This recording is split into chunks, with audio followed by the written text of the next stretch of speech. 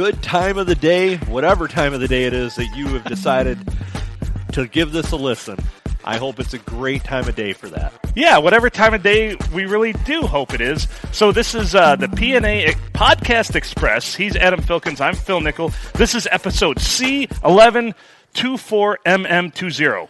9878. Yes, thank you, 9878. Unofficially, officially 9878. That's right. So remember that. That number means nothing.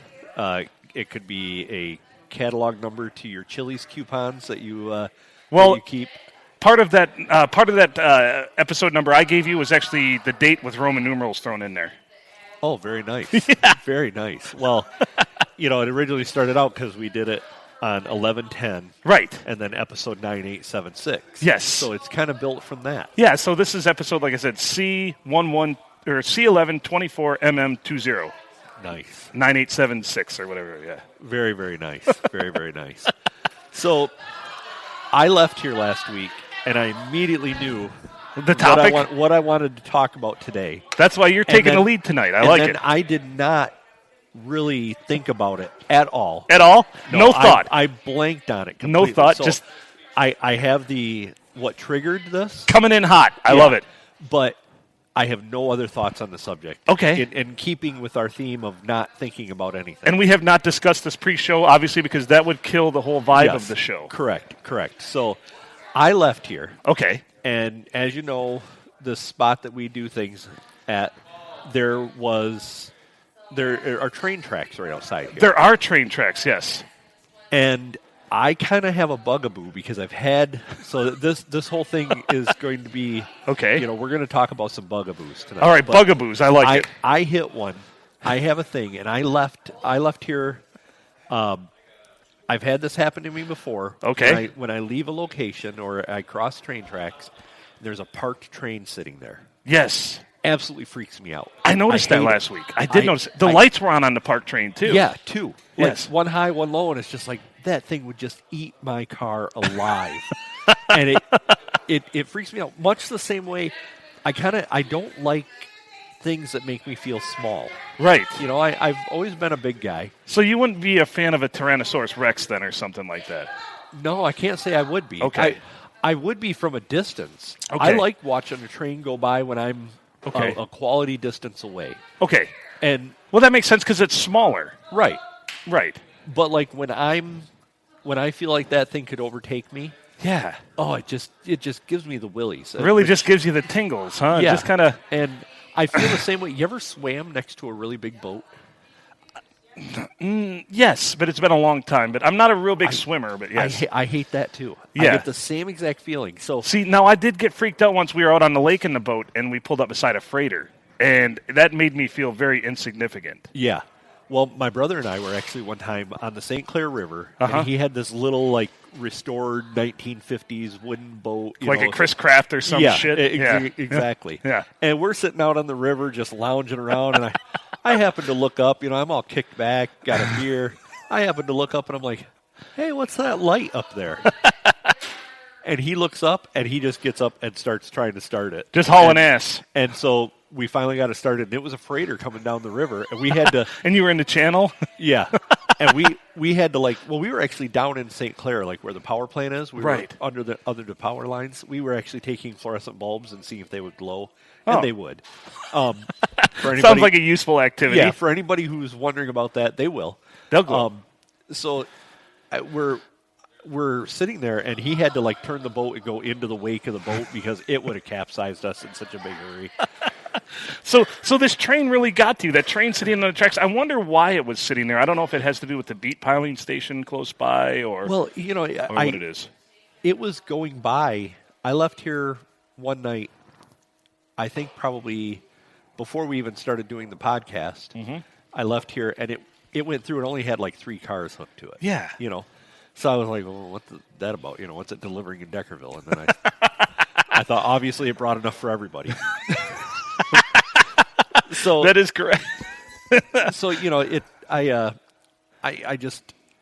I left here, and it rattled me. Yeah, because it was so close to the intersection. It kind of shocked me. I looked out my window, and it's like, why are you there bothering me, standing over me like that? So things that make me feel small, sometimes I look up at the stars and I think about the vastness of the universe, and it both makes me feel extremely insignificant, which depresses me more, or sometimes it makes me feel better in the comfort of knowing no matter how bad I fuck things up, the universe is vast and it really doesn't matter. It's pretty forgiving if you think about it. I mean, the universe is very forgiving. The ripple effect of whatever you could do here is probably not going to go very far out there. It's not going to be felt for very, very, like you said, very far away. Right.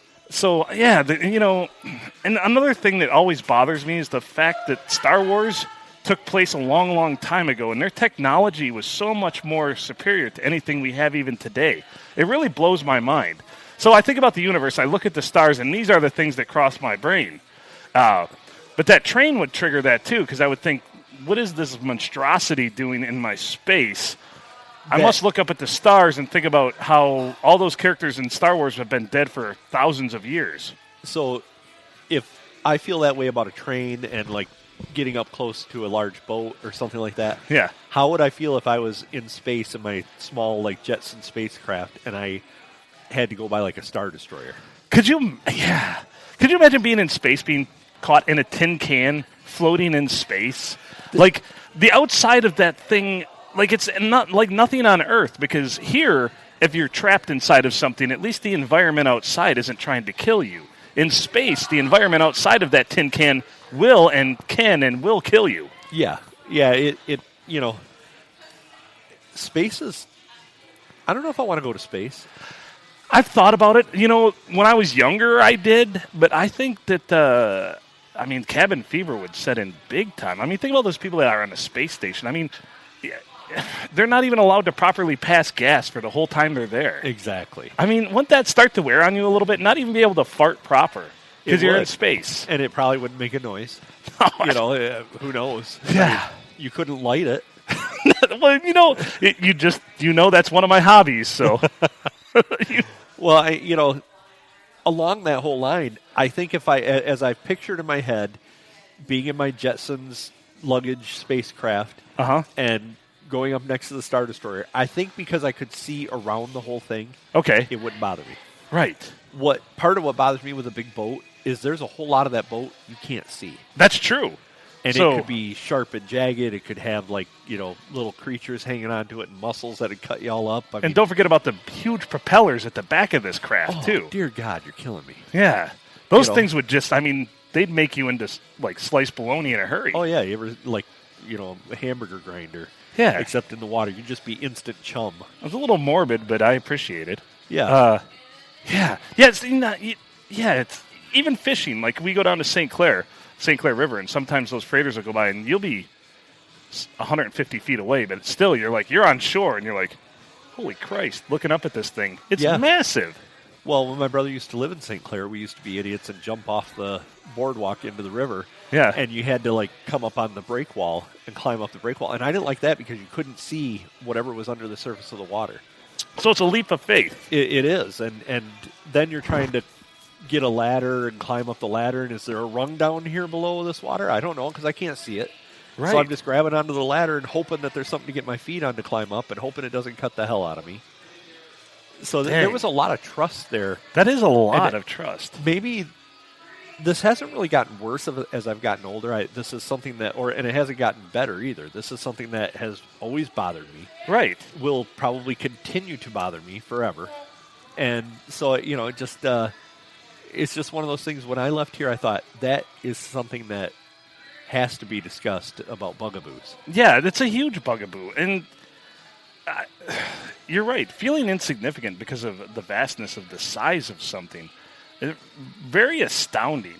When you think about the size, I know we see the moon, but we can't comprehend how big the moon truly is because of perspective. It's like the size of a quarter most of the time. Yeah, except it's pretty... for once every 1,200 years when that email comes around or the meme on Facebook that it's going to be closer. And you can stand your brooms up, NASA says, and everything, and all that other hoaxy, folksy BS. Huh. I guess Jupiter and Mars, or I can't remember what it is. Jupiter and something are supposed to be closer than they have been in 800 years. Well, here soon.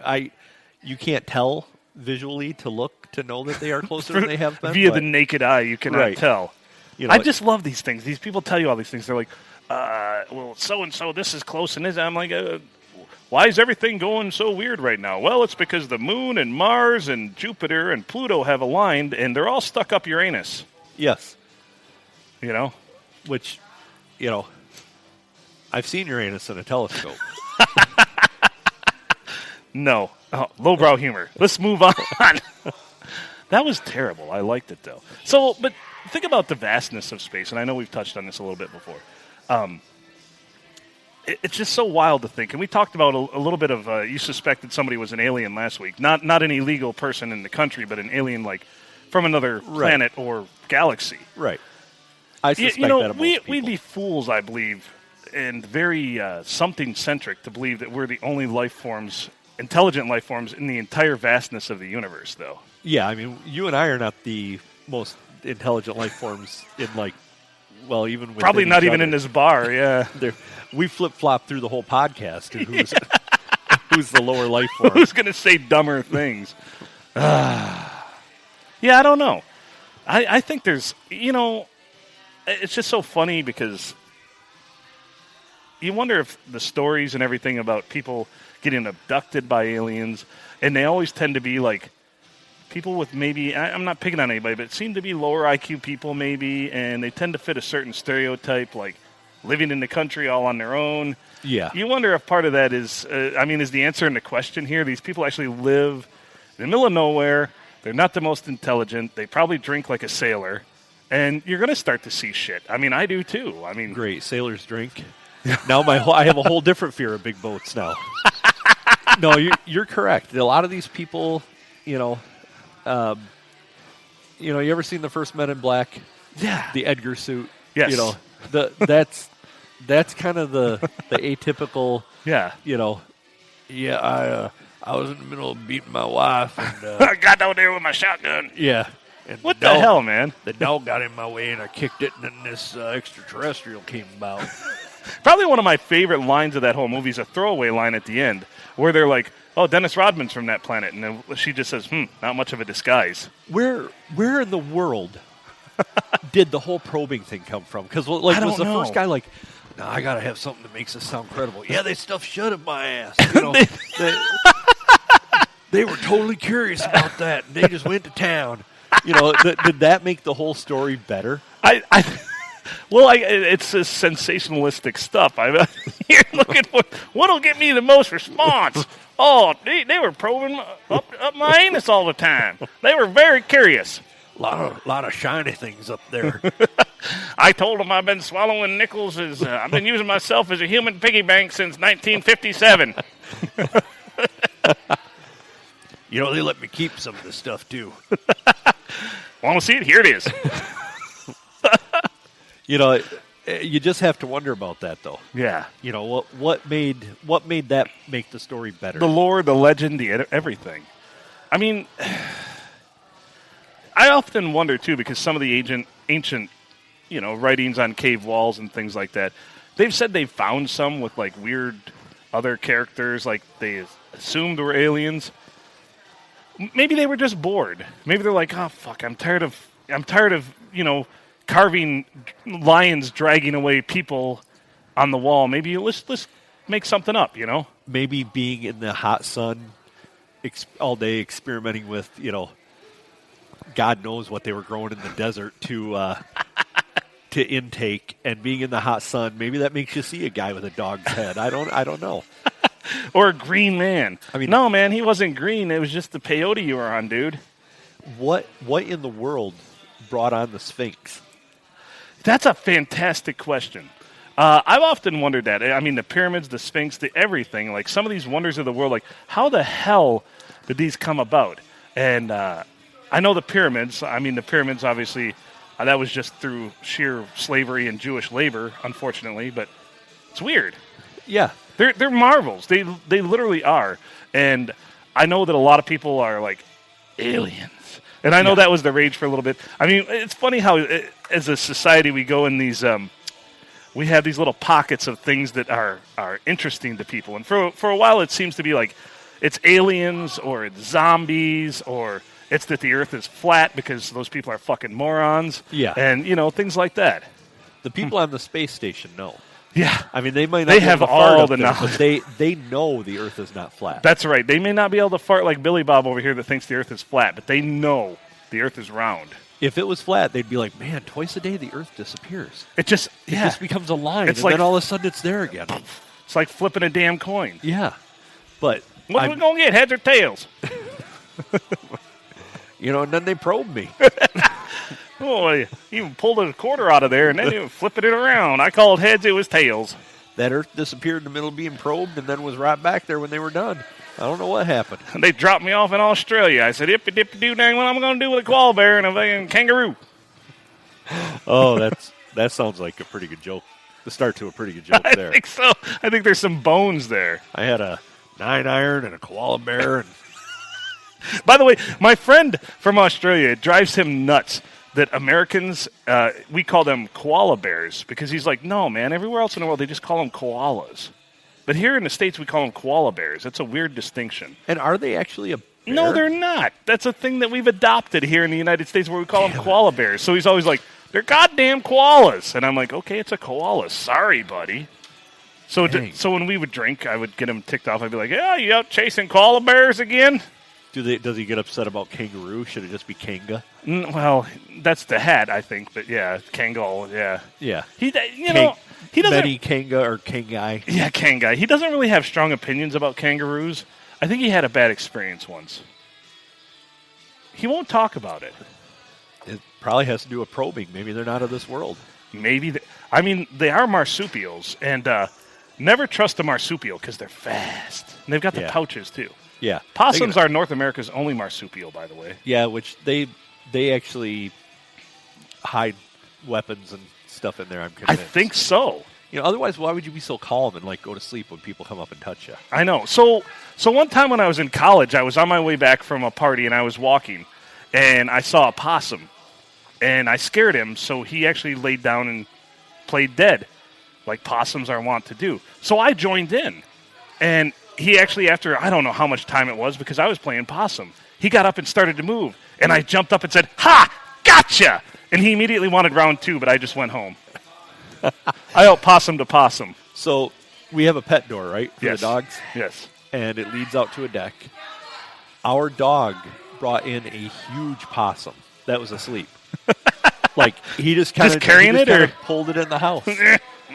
And I'm like, what in the hell are you doing? So I'm sitting there with a push broom, open the sliding glass door. It's the dead of winter out, pushing this possum out the door. Because I sure as hell don't want to touch the thing and have it grab a hold of me. Now that I know a little more about them, you may have saw my wife actually grabbed one the other day, a small baby one. Little baby possum. Yeah, and it was tiny. So, but they're extremely docile animals. Yeah, the they chances are. of getting bit by one are nil. Yeah. I'm not encouraging people to go out and pet possums. Actually, this podcast, the P&A Podcast Express, does not condone touching any wild animals. Actually, it's no, not without their express written consent. right, because that's just wrong. Always ask first. Be like, may I pet you? I mean, if they don't answer in English, they may not speak the language. Some are bilingual. I do that for my cat. I always leave on the Spanish channel when I leave, so my cat's bilingual. El meow. Yes. Yeah. That's how my cat says when I come home usually. Yeah. So your cat's a male? Well, Masculine? very masculine, but not a male. I mean, it's a very butch cat. Okay. She's a bruiser. My cats are they're just dumb cats. They don't even talk. Really? No, not at Huh. all. My cat talks once in a while, but usually it's got to be the right mood. And usually there's bright lights in the sky first, and I have visions of being lifted into an unidentified flying aircraft for a while. And they usually don't do the anal probe stuff that I remember, but I don't know. There's a lot of things I forget. Well, if they're not good at it, it'd be forgettable, I would imagine. And then the Earth disappears for about 10 minutes, and all of a sudden it's the flip side of it, and Yeah. I don't understand. Well, I want to know if the Earth is flat, what is on the edges? Right. Is it sharp like a blade?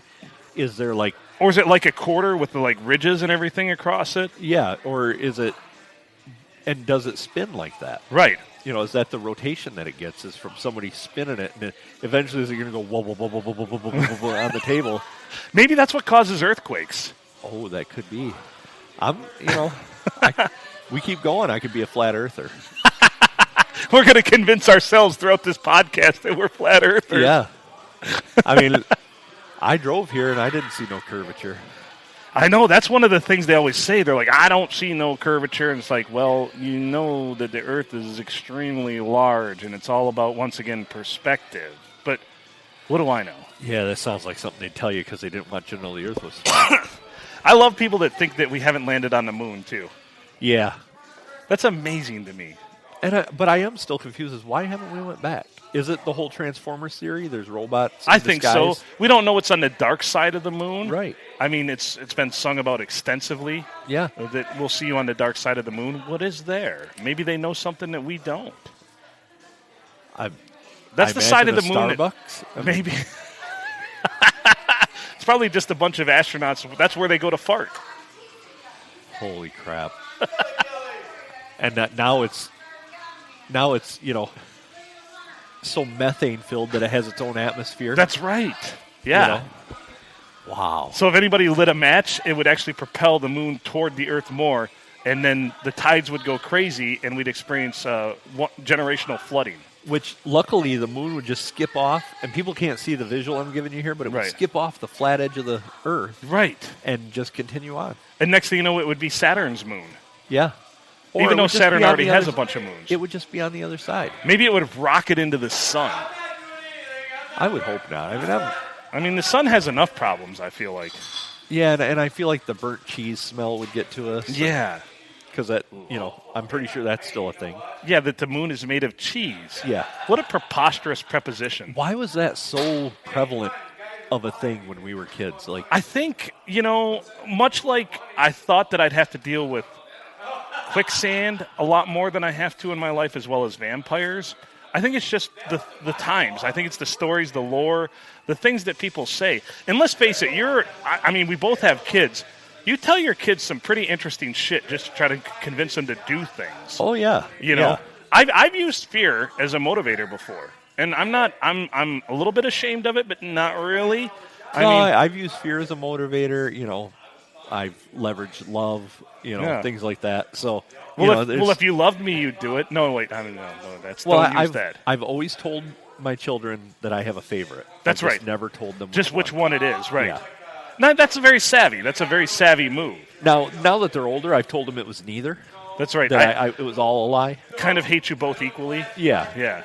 And, you should still compete for my love and affection. Yeah. But, some of the pressure's off, I guess. But there really are no winners in this game. It's a zero-sum game. Right. Right. Yeah. I feel that way, too. I'm going to need to have a talk with my kids this weekend, I feel like. Yeah, I think that would be appropriate and, make sure to make them feel as little about themselves as you can. I don't want to make them feel bad. I mean, that's just quality parenting tips right there, I feel like. I just want them to be apathetic so that they are prepared for the world's letdowns. Right. Like, the moon is not made of cheese. The moon is not made of cheese. You probably will never encounter quicksand.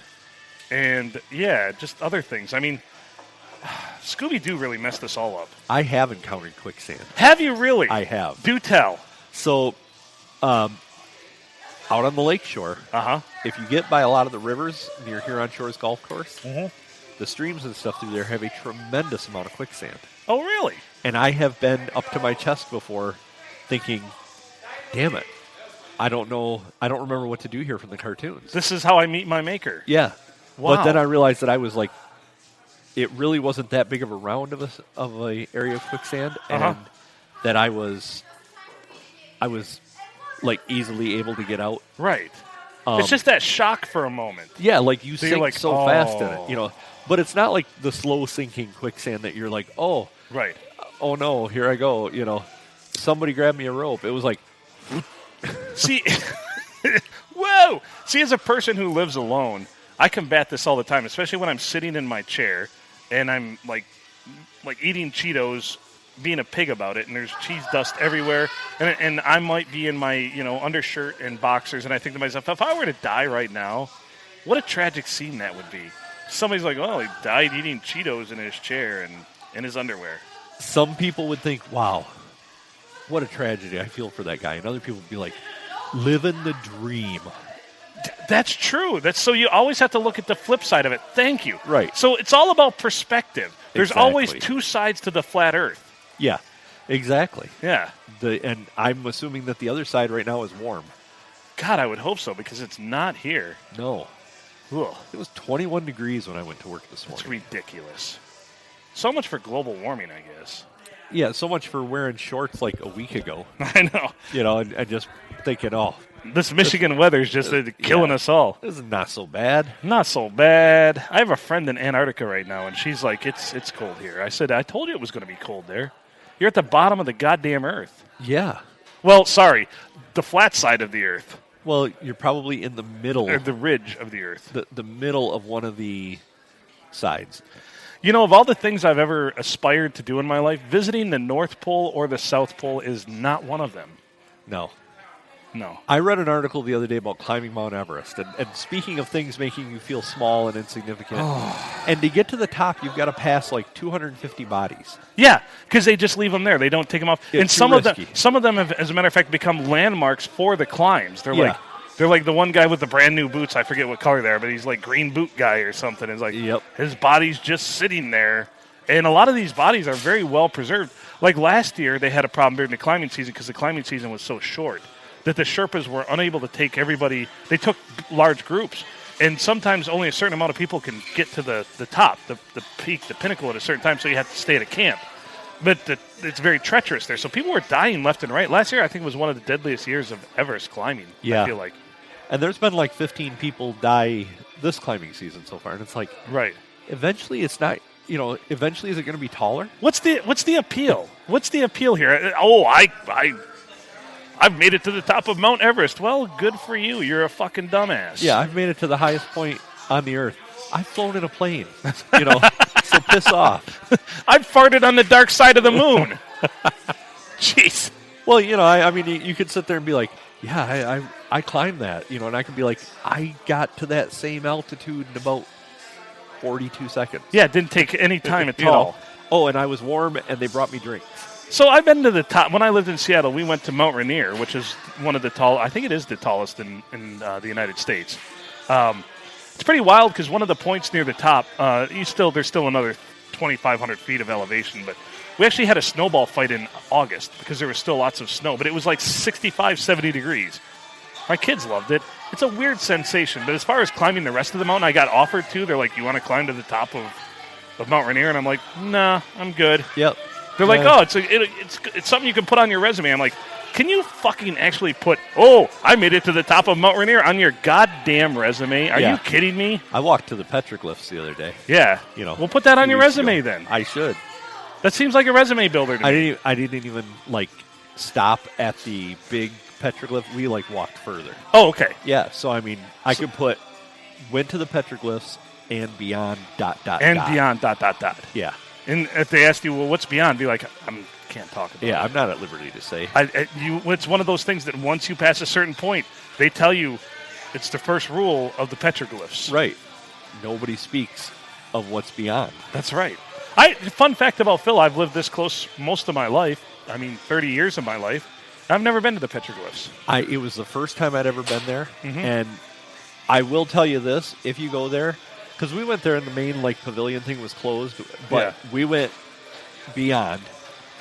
Well worth going beyond. I will definitely go back this next summer and walk the whole thing. So some of the art and illustrations, are there alien life forms? It's just it's just interesting. Okay. To really totally explain it, you could definitely tell it's there's lots of Joni Loves Chachi shit carved into some of the ones that are beyond because they're not protected by anything. Isn't that a dick move too? It is. These old things when a couple of years ago, I think somebody vandalized them, spray painted them and stuff. Yep. What is the use of that? And I was I was into vandalism big time when I was a teenager. I'm not going to lie. I was a little shit. I was terrible.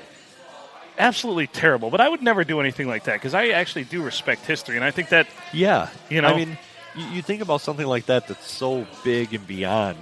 Right. And not to put a damper on our joyous podcast here, but man, what an asshole move to Right. go there and just be like, Whoever did "Ah, that, for shame. yeah, these have been around thousands of years. And you come And- along with a fucking can of Krylon and decide you want to goddamn market. Tag Exactly. it. With your bullshit.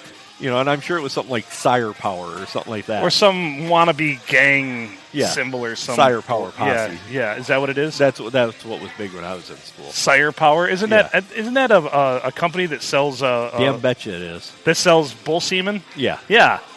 That's Yeah. I knew it. Sire Power Posse, huh? Yeah. So, They sell bull semen. And interestingly enough, bull semen comes in, though they store it in liquid nitrogen to preserve it until it's time to, of course, impregnate the cow with it. It comes in these little straws. But that was always my favorite thing to do, is fuck around with the can of liquid nitrogen at the farm. Like, I throw all kinds yeah. of shit into it. hell yeah. Liquid nitrogen is pretty great. I'd love to get some liquid nitrogen. Now, I've been thinking that, actually. I had this thought on my drive to work the other day. I want to get some liquid nitrogen and just start, breaking shit, putting shit in and seeing how it reacts when you slam it down on the cement floor. Or A lot like the Prestige Worldwide. yeah, from Step Brothers. boats and hose. We put liquid paper on a bee. The That's bee right. died. I want to see what happens to a bee in liquid nitrogen. Now I kind of want. Ooh. Maybe a murder hornet. Bees. Yeah, are no, getting don't. So bees are very vital to Yeah. our world. But Yeah. hornets, fuck hornets. And Absolutely. I like honey. Hornets don't produce honey. No, hornets just produce pain. Yeah. And just disappointment. Yeah, that's probably why my nickname was Hornet with my parents. Huh. Wow. Holy shit, you really just tied something there together for me. Well, that's what we do here. I just produced pain and disappointment. That actually sums up my childhood very accurately, as far as from my parents' perspective. Yeah, probably. Yeah. Yeah. Damn. That might be how they feel. I'm sorry, I'm taken aback for a moment now. Yeah, I've kind of had to sidestep. I'm watching for the edge of the world here, so I don't. Fall I know. Off of it. Whoa! I mean, so I tried to explain this concept to my kids, and they kind of understand it, but they don't. Anything in this world that has mass actually has its own gravitational pull. But the larger the mass, the more the gravitational pull. Everything. Anything that has mass in the world has a gravitational pull. So they're like, what about this? What about this? I'm like, it has its own gravitational pull. Anytime it has mass, it has a gravitational pull. They're like, what about the Earth? I'm like, well, the Earth has the best gravitational pull of all. It's the law. And they didn't think it was funny. Then they thought about it, and they're like, you're right. The law of gravity with the Earth is literally what keeps us here. Yes. Now, is your theory that it is a pull from the Earth, or that it is like a space fabric that holds things to the Earth because of the mass of the Earth? This is interesting because it's rotating, and because it has so much mass. Obviously, the core of the Earth is very dense. Probably one of the most dense things in this world is the core of the Earth. That and Eddie Fury. Well, Eddie Fury is very dense too. But so I just wonder. We've always talked about trying to reach the core of the Earth. I was fascinated with this as a child. Dinosaurs in the core of the Earth were like. It's kind of interesting why I didn't have any friends now that I think about it. But not a mystery at all. Not a mystery at all. I thought about drilling to the center of the Earth would be fascinating. But what would it do? I mean, there's speculations. There's all kinds of movies and theories that, it could actually cause the Earth to no longer exist if we were to crack the core of the Earth. So if you stop the rotation of the Earth's molten this core, is some Superman-like shit right now. Well, and that's like goes back to the whole thing of is gravitational pull from within, we're or is losing it like 70% of our audience here? So because but is the Earth's gravitational pull external or internal? Or internal, and is both a factor?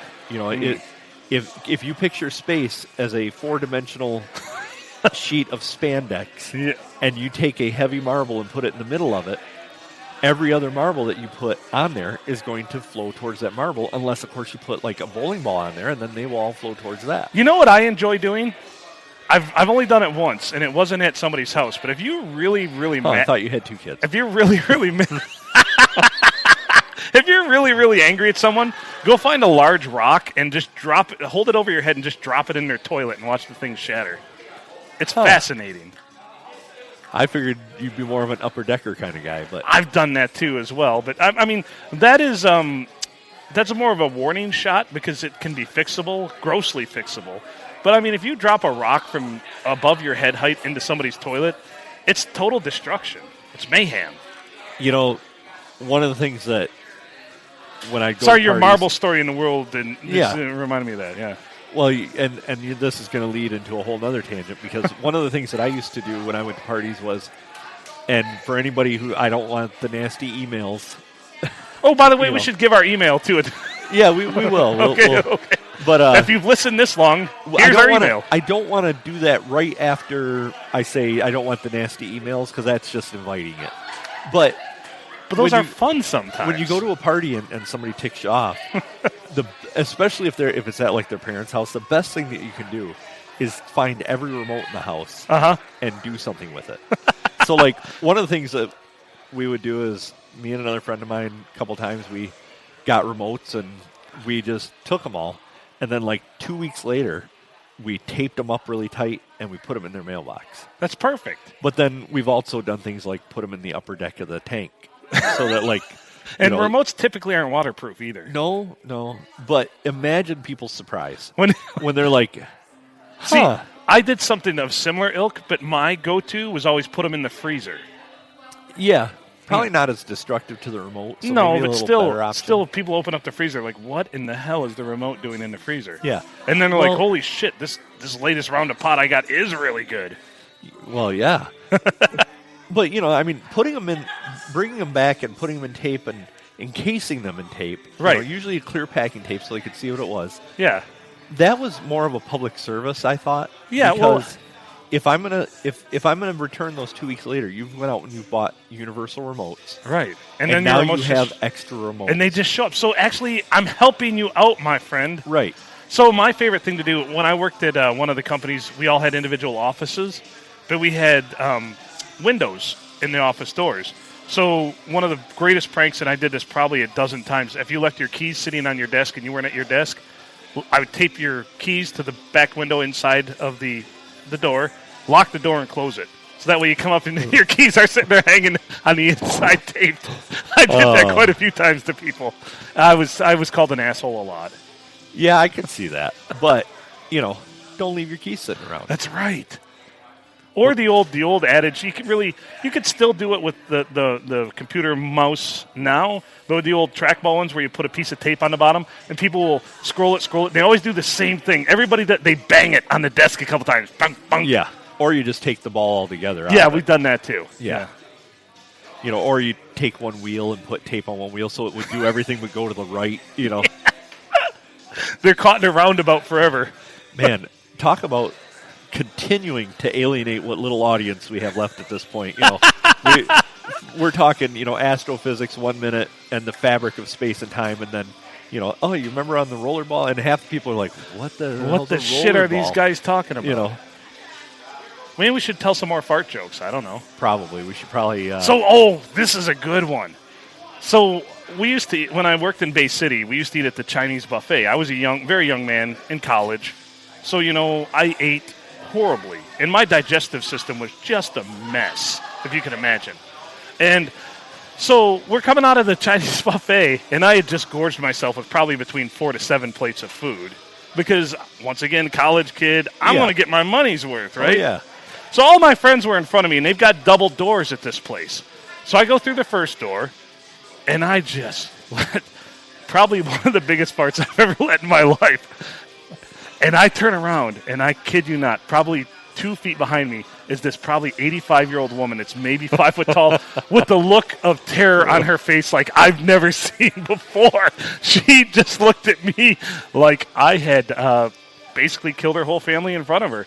And I just looked back at her, and I said, "Excuse me, I'm sorry." And she just looked at me and couldn't even respond. So I opened the next door for her, and she walked a little bit, and she had to stop and collect herself. So I probably damn near gave her a heart attack, too. Or restarted it. Maybe one of the two. So even my friends are like, they turned around after they heard it, and they saw it, and they said, this lady's eyes were just massive. She could not believe what had just happened. I was in Walmart yesterday, I believe, and I was back by electronics. And, if you're coming around and you're heading towards electronics and you come around by the tools there. Yeah. And I was going to take a left. My whole intention was to go back towards the foods, grab a couple things quick. And there was a family on their own in, like, by where the Xbox games and stuff are. So I'm still quite a ways from them, right? Right. But as I'm turning the corner, I heard what could only be described as like a car accident. And like the insane laughter of the dad. Of course. And the total embarrassment of the mom and the kids. And, so it only took me a minute to realize that it was her that obviously had to do it. But I kind of did one of those things where I'm going to take a step, but I swing my leg around and go the other way towards automotive. Whoop! An about face. Yeah, just to not only not have to go through the dusting that had just happened, but also to hopefully give some relief to the poor woman that was literally about to die. That had cut loose. Yeah. just let it all hang out.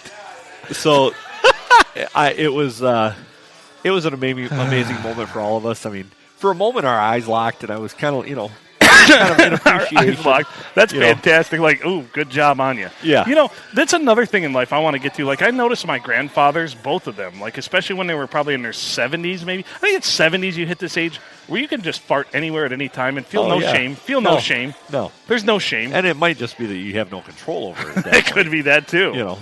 And my grandpa would always say the same thing. Ope. Yeah. Ope. Or there are ducks around here. Oh, somebody stepped on a duck. My buddy in college was always pissed because I'd always fart and go, oops. And he said, there's no oops. Well, and let's face it. When is the last time you actually know somebody who stepped on a duck? And I'm sure it didn't. I'm sure it was more of a, a high pitch. Yeah.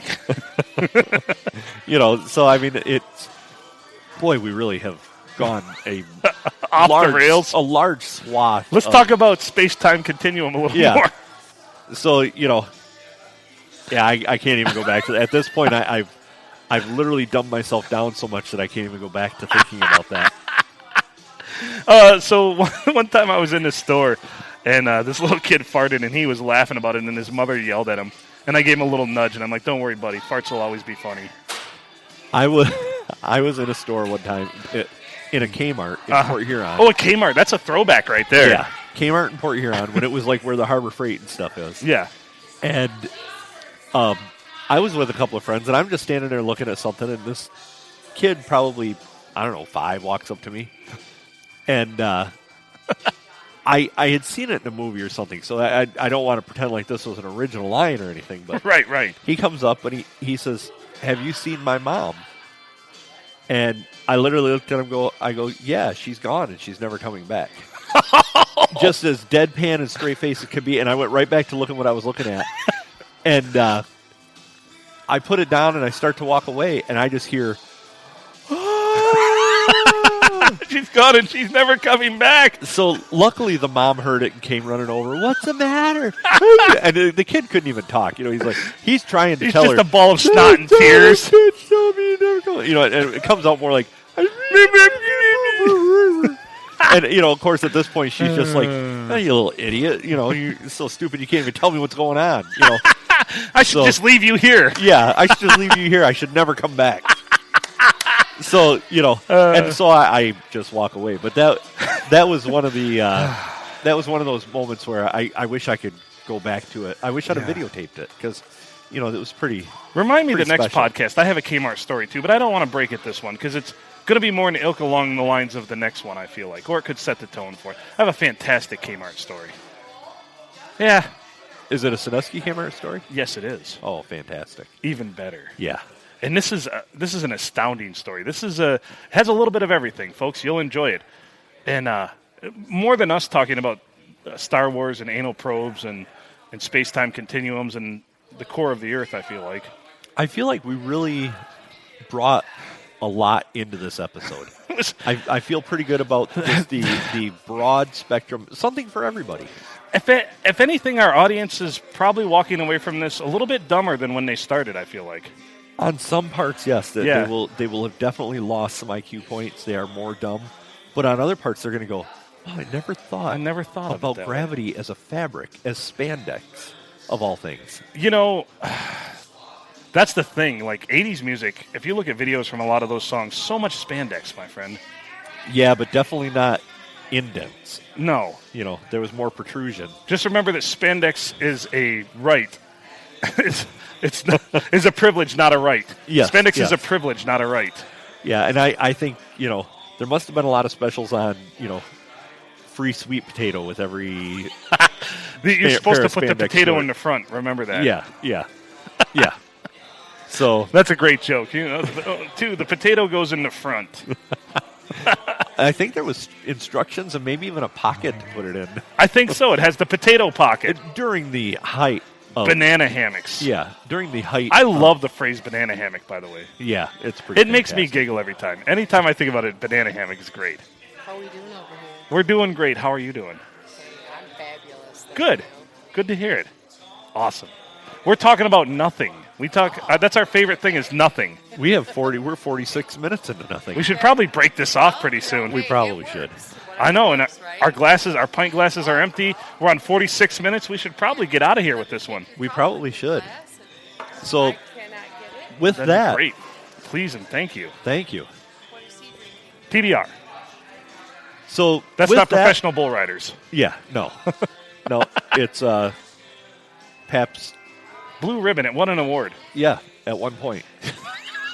back in the 1800s. Yeah. Well, it's the only beer here. Well, I was drinking a PBR, and damn the thing, it's all these bright lights, and next thing I know, I'm getting anal probe. I get named probed and they stuck a ribbon on my chest. They won't even let me take my PBR with me. All right, we should wrap this up. Let's do it. Well, I want to wish everybody a happy whatever time of the day it is. Yeah. Hopefully, maybe we should just call it happy hour. Happy hour to you. Yeah, just happy hour to you, Sub- because that's sub about how hour. long this podcast is. Sub hour. We have wasted 46 minutes. At this point, if you're looking at the little bar, you're at 46 minutes and 58 seconds of your life that we have wasted. We appreciate you wasting it with us. We certainly do. Thank you to everybody. Find us on iTunes, Spotify, our website, miondemand.com. There we are. And we have an email address. We invite you to, email us something random. And please just let us know if you're listening or what you want us to talk about. I mean, we're open for anything, obviously. We can work whatever you decide to throw at us. We will work it into our... It's a podcast about nothing. Yeah.